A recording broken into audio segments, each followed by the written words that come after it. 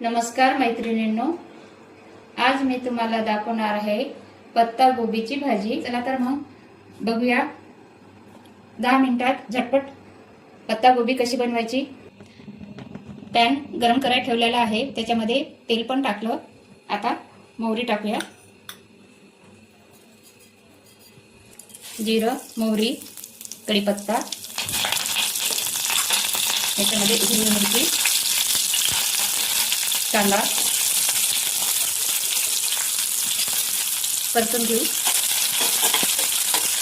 थोडा कांदा मऊ पडला, त्याच्यामध्ये हे ठेचून घेतलेला लसूण टाकायचा आहे।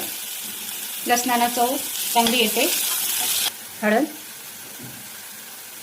आणि मीठ हे पण परतून घेते।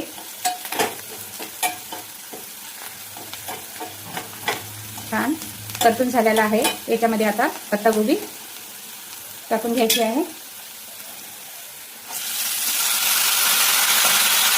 हे पण परतून घ्यायची आहे पत्तागोबी। भाजी परतून घेतलेली आहे। आता याच्यावरती झाकण ठेवून 5 मिनिटं होऊ द्यायचे आहे। 5 मिनिटं झालेले आहे। आपण झाकण काढून बघू। भाजीचा कलर खूप छान दिसत आहे आणि सुगंध पण खूप छान येत आहे।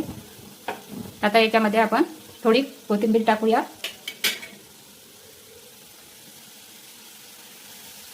भाजी तयार झालेली आहे। गॅस बंद करते। ही भाजी खूप छान लागते। तुम्ही याच्यात ॲड करू शकता लिंबू, थोडासा लिंबाचा रस टाकू शकता, पण मी नाही टाकत आहे। तशीच छान लागते। तुम्ही पण अशी करून बघा आणि तुम्हाला आवडली तर लाईक शेअर नक्की करा।